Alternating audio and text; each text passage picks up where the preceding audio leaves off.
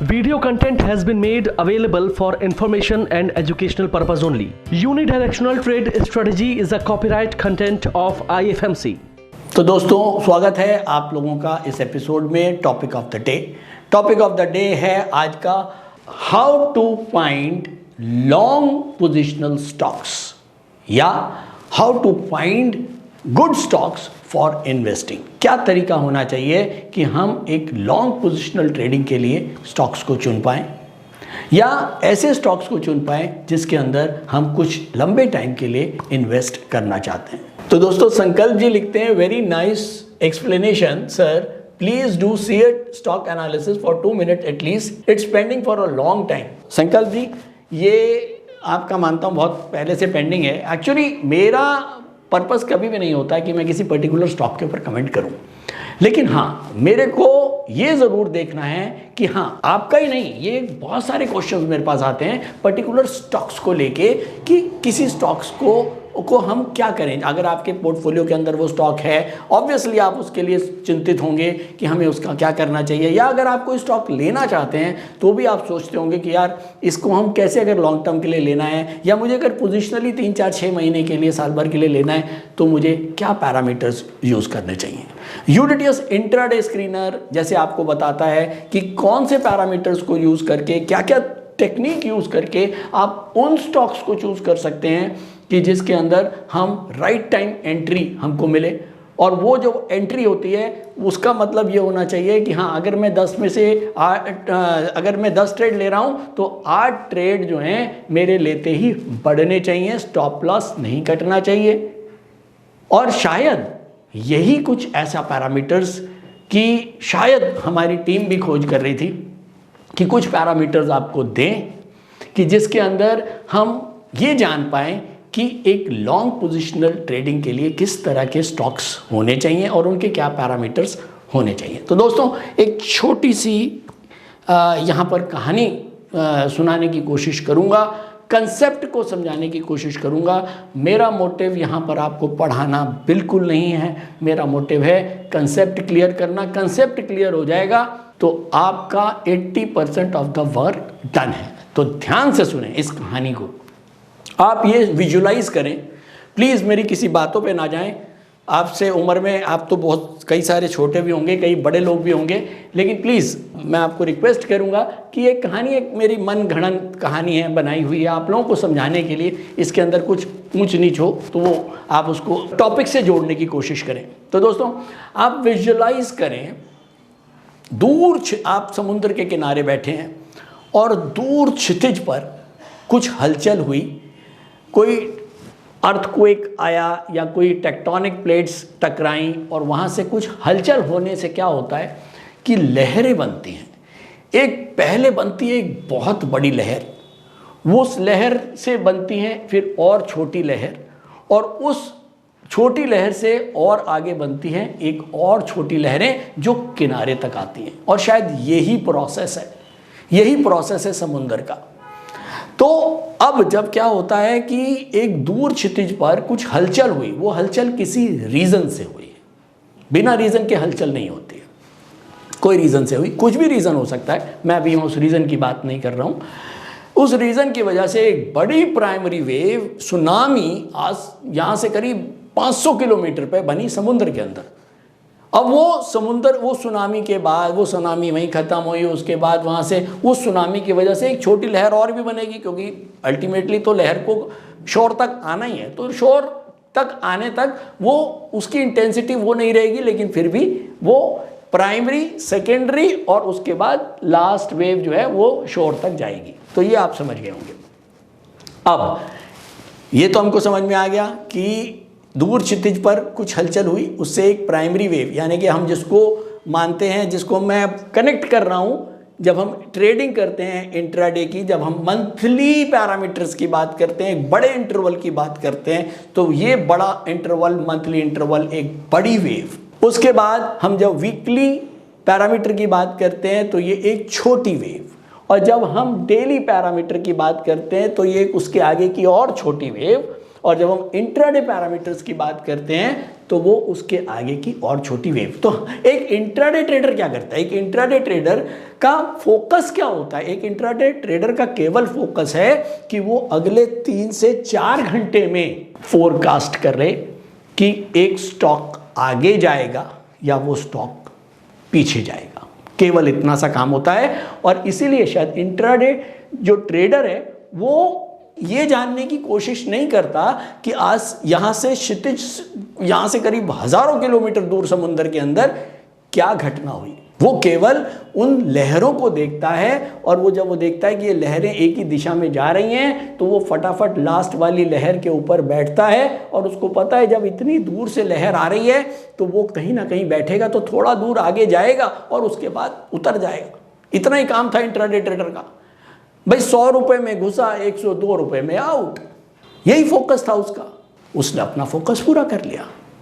अब बात आती है लॉन्ग पोजिशनल ट्रेडर की। जब मैं लॉन्ग पोजिशनल ट्रेडर की बात करता हूं तो अब आपको यह समझना पड़ेगा कि वो दूर क्षितिज पे क्या हुआ था। क्यों? क्योंकि इंट्राडे ट्रेडर का व्यू था बहुत छोटा, उसको फटाफट घुसना था और 3-4 घंटे के बाद या 2 घंटे के बाद उसको निकल जाना था। लेकिन आपको 1 महीना, 2 महीना, 4 महीना, 6 महीना वेट करना पड़ सकता है। आप रुकोगे क्योंकि आप लॉन्ग पोजिशनल ट्रेडर हो या आप एक इन्वेस्टर हो तो आपको 1 साल 2 साल वेट करना है। तो अब आपको ये देखना है कि वो जो दूर क्षितिज पे कुछ काम हुआ था वो परमानेंट काम हुआ था या टेम्परेरी हुआ। अगर टेम्परेरी काम है तो उसकी वजह से जो लहरें उठी हैं वो जिस तेजी से आगे आई हैं उसी तेजी से वापस चली जाएगी। समझा पाया? और अगर उस क्षितिज पर कोई काम परमानेंट हुआ है तो ये जो वेव्स आई हैं और ये आगे तक गई हैं और समुद्र के शोर से कई किलोमीटर तक आगे तक निकल गई हैं, ये वापस नहीं आएंगी, ये वापस नहीं आएंगी। तो बेसिकली हमको ये अब समझना है कि दूर क्षितिज पे क्या हुआ, यानी कि उस स्टॉक के अंदर फंडामेंटली क्या चीज ऐसी हो रही है जो उस स्टॉक को और आगे लेके जा रहा है और वो स्टॉक को वापस नहीं आने दे रहा है।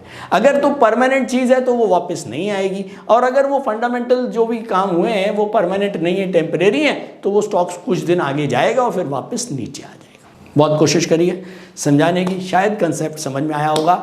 चलिए एग्जाम्पल के थ्रू समझाता हूं। तो संकल्प जी समझिए एग्जाम्पल के साथ, शायद समझ में आए, कोशिश करता हूं। ये एक बनाने जा रहा हूं रॉकेट। ये रॉकेट बनेगा कि या क्या बनेगा मुझे नहीं पता, लेकिन मैं कोई आर्टिस्ट नहीं हूँ, ट्रेडर हूँ। तो ये एक बन गया रॉकेट, और ये स्टॉक लिख देता हूँ इसका नाम, ये स्टॉक है कोई भी। अब ये रॉकेट, एक रॉकेट ऐसे खड़ा है और एक रॉकेट खड़ा है ऐसे। ये लीजिए, ये रॉकेट नीचे जाने को तैयार है और ये रॉकेट ऊपर जाने को तैयार है। तो अब ये रॉकेट ऊपर जाने को तैयार है, तो अगर कोई स्टॉक ऊपर कब जाएगा, पहले तो ये समझिए।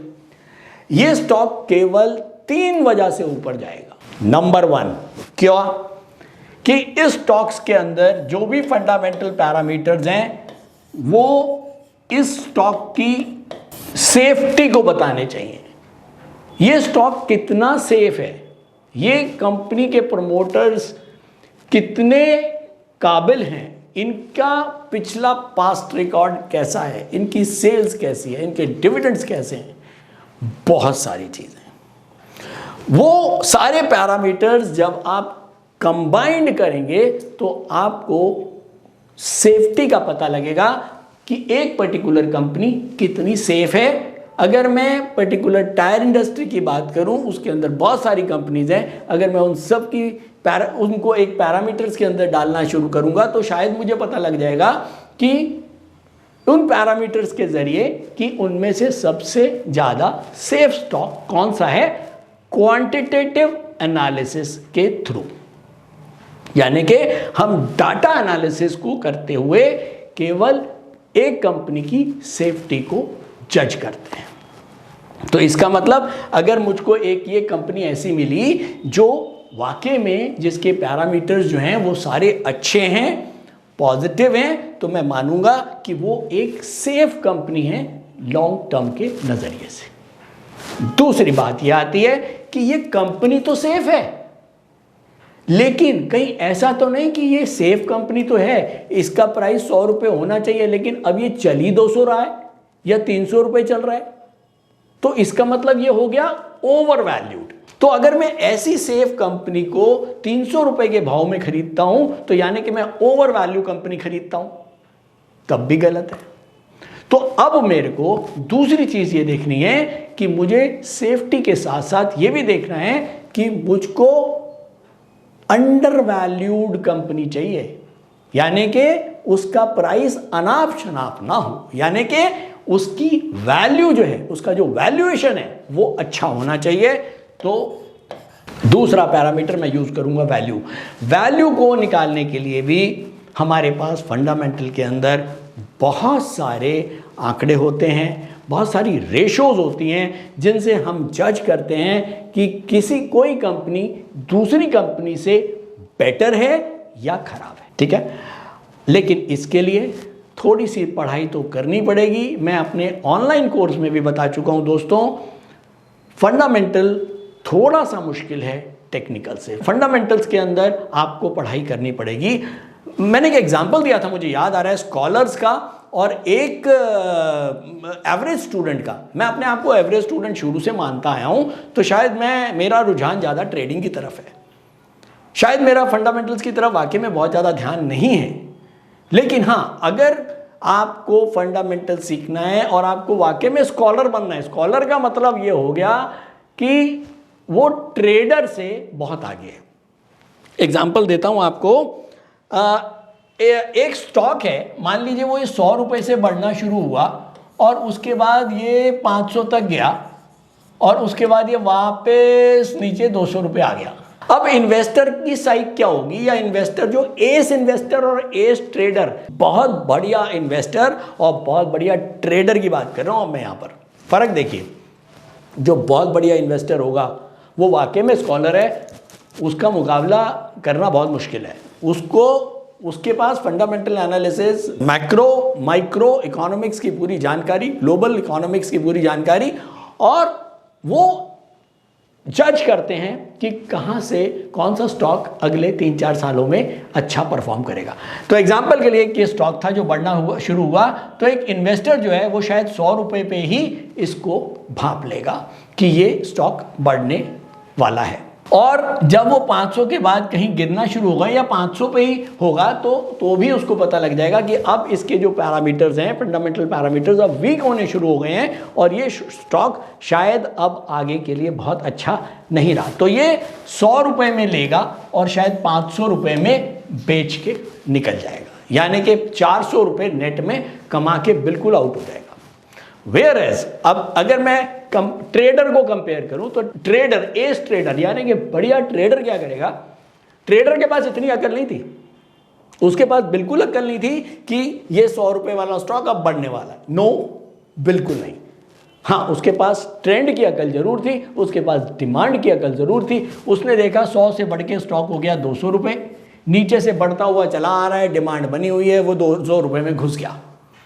जब वो 200 रुपये में घुस गया, उसके बाद उसमें लगातार अपवर्ड ट्रेंड रहा। 500 के बाद गिर के वो वापस 400 आया, 500 के बाद वो गिर के 400 आया, यानी कि 100 रुपये गिर गया। तब इसने कहा कि भैया ट्रेंड डाउनवर्ड शुरू हो गया, बेच दो। तो क्या हुआ, ट्रेडर ने 200 में लिया और 400 में बेचा, 200 रुपये कमाए। लेकिन एक जो बढ़िया इन्वेस्टर था उसने 100 में लेके 500 में बेचा, उसने 400 रुपये कमाए। तो दोस्तों फर्क इतना ही है।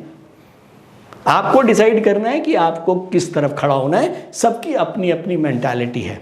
लेकिन अभी हम यहाँ बात कर रहे हैं फंडामेंटल एनालिसिस की, या फिर हम बात कर रहे हैं लॉन्ग टर्म के लिए किस तरह से स्टॉक्स को हमें चुनना चाहिए, या लॉन्ग पोजिशनल ट्रेडिंग के लिए या इन्वेस्टिंग के लिए कौन कौन से पैरामीटर्स फंडामेंटल के ऐसे हैं जिनको हमें यूज करना चाहिए। तो अब मैं आ गया हूं दूसरे रॉकेट पे।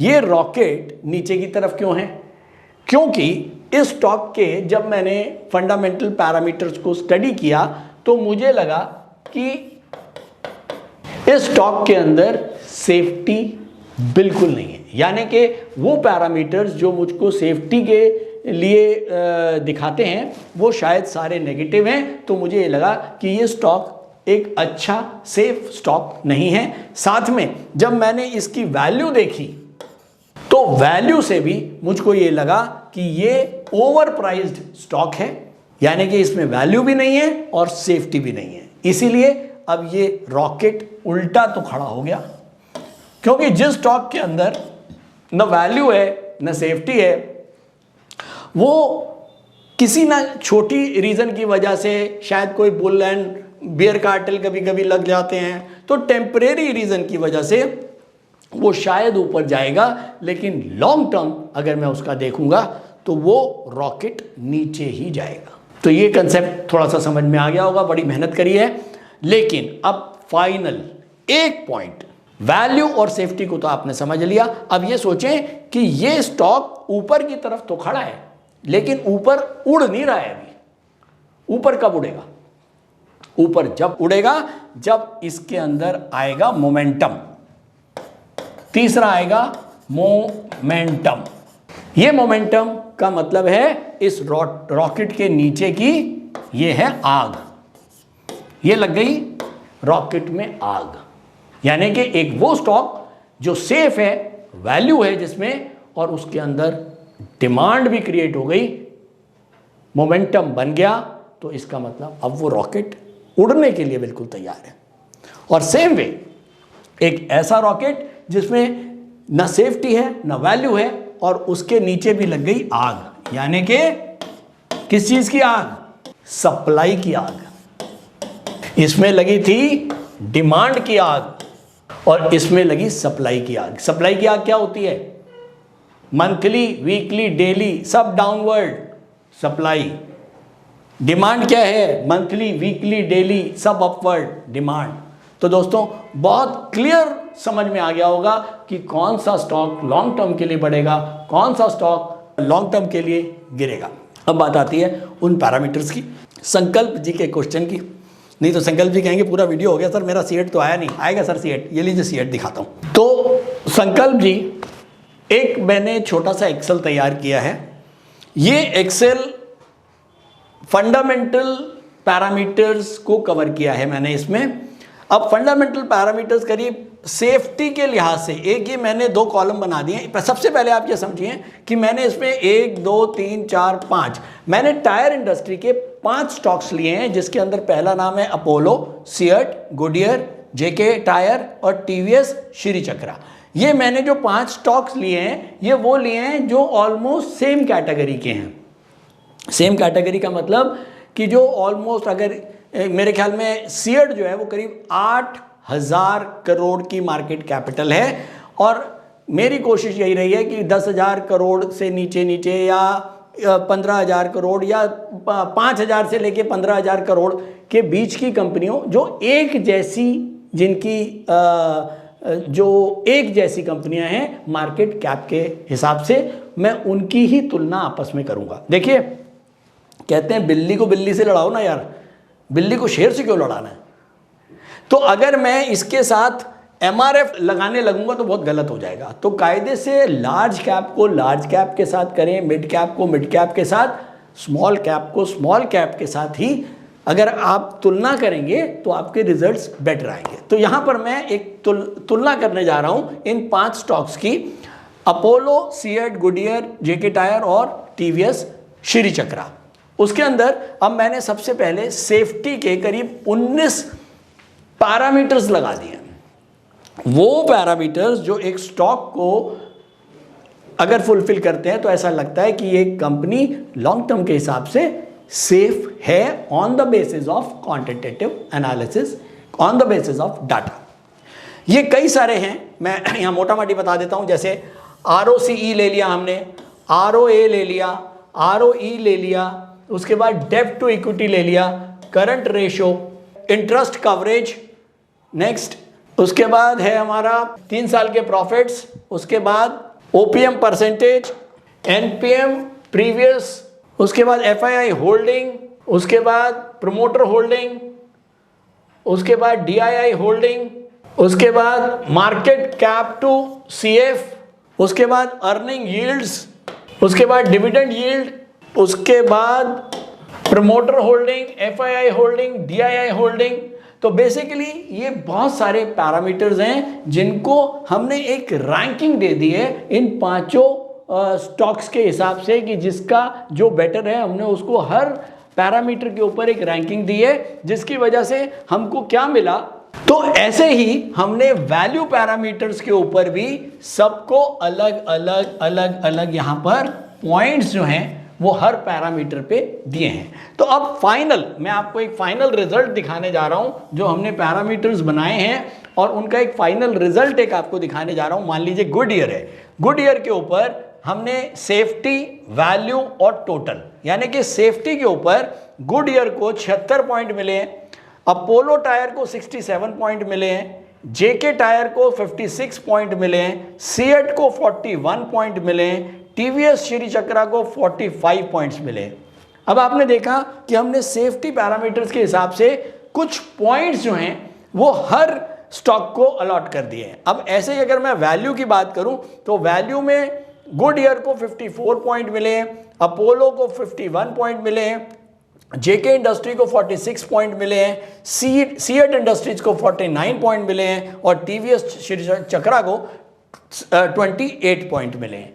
अब अगर मैं टोटल की बात करूं, टोटल का मतलब हो गया कि अगर मैं अब सेफ्टी और वैल्यू इन दोनों को टोटल कर देता हूं और मैं एक नेट रिजल्ट निकालना चाहता हूं कि कौन सी कंपनी ऐसी है जो सेफ्टी और वैल्यू दोनों पैरामीटर्स के ऊपर जिसके सबसे ज्यादा अंक आ रहे हैं, तो वो आ रही है यहां पर। मान लीजिए गुड ईयर, गुड ईयर जो है उसका है 130 नंबर, गुड ईयर के 130 नंबर आ रहे हैं स्कोर में, अपोलो टायर्स के 118, जेके टायर के 102, और सीएट के 90, और टीवीएस श्री चक्रा के 73।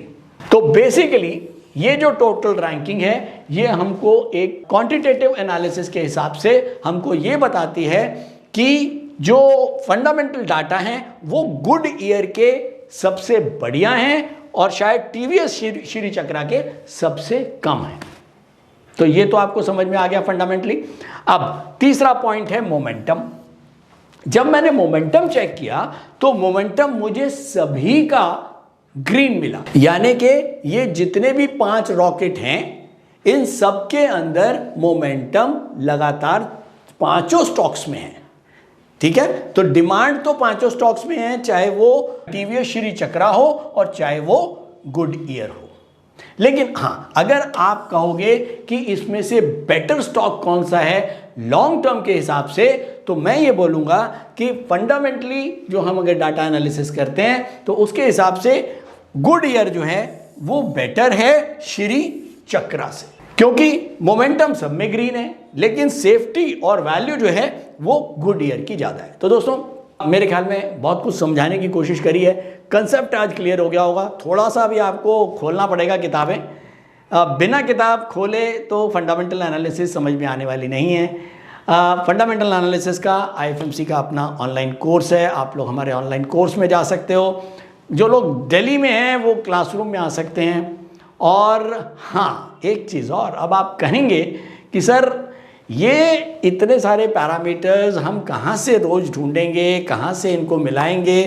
तो दोस्तों वादा है आप लोगों से, कोशिश कर रहा हूँ कि ये आप लोगों को प्रोवाइड करा पाऊँ हमारी वेबसाइट के ऊपर ही, और बहुत जल्दी हमारी आईटी टीम लगी हुई है। क्योंकि जो भी देखिए, आपका सबसे पहले क्वेश्चन आया था, मुझे याद है 2017 2016 हमारे स्टूडेंट्स जब काम करते थे ट्रेडिंग में, प्रैक्टिकल्स हमारे यहाँ चलते थे, तो सबको एक ही प्रॉब्लम आती थी, ये लगता था कि सर टेक्निकल एनालिसिस वाकई में कम्बरसम है, तो कुछ ऐसा ट्रिक होना चाहिए, कुछ ऐसा सिंपल वे होना चाहिए कि हम फटाफट ट्रेड ले पाएँ। तो शायद वो नीड को पूरा करने के लिए आया था यूडीटीएस के बाद यूडीटीएस इंट्राडे स्क्रीनर, ट्रेंड को ढूंढने में स्टूडेंट और ट्रेडर की हेल्प करने के लिए। और अब हम कोशिश कर रहे हैं कुछ एक ऐसा आपको स्क्रीनर प्रोवाइड करें जिसके अंदर हम लॉन्ग टर्म के स्टॉक्स या लॉन्ग पोजिशनल के स्टॉक्स, जिसके अंदर फंडामेंटल्स के जो मेन पैरामीटर्स हैं, जिसके अंदर हम वैल्यू और सेफ्टी एक स्टॉक की जज कर सकते हैं, वो हम आपको दिखा पाएँ। तो थैंक यू दोस्तों, संकल्प जी, उम्मीद करता हूँ आपको बहुत कुछ समझ में आ गया होगा। Thank you. कमेंट करते रहिए और लाइक करते रहिए, शेयर करते रहिए video. Thank you so much. Stock trading के दौरान मुझे क्या खरीदना चाहिए और मुझे क्या बेचना चाहिए, मुझे कब खरीदना चाहिए और मुझे कब बेचना चाहिए, ये सवाल आपको परेशान करते हैं। तो चलिए सिंप्लीफाई करते हैं स्टॉक ट्रेडिंग को और निकालना सीखते हैं वो एक्यूरेट पॉइंट्स जहां हमें स्टॉक को बाय या सेल करना है। मेरे यानी मनीष तनेजा के साथ IFMC की यूनिटीएस स्ट्रैटेजीज से। यूनिटीएस यानी यूनिडायरेक्शनल ट्रेड स्ट्रैटेजीज, जो है हर स्टॉक ट्रेडर की पहली पसंद, जो बनाती है स्टॉक ट्रेडिंग को सिंपल, एक्यूरेट और स्ट्रेस फ्री। यूनिटीएस स्ट्रैटेजीज सभी इंटरवल्स पे काम करती है, चाहे वो इंट्राडे हो, पोजिशनल हो या लॉन्ग पोजिशनल हो। मेरे 26 सालों के एक्सपीरियंस और एक्सपर्टीज का निचोड़ है यूनिटीएस। IFMC की लोकप्रियता का राज है उसकी copyright strategies, and IFMC is unchallenged leader in stock market education. IFMC is now a school of 10 million learners, awarded twice by Delhi City Icon Awards. So let's begin UDTS online course by IFMC.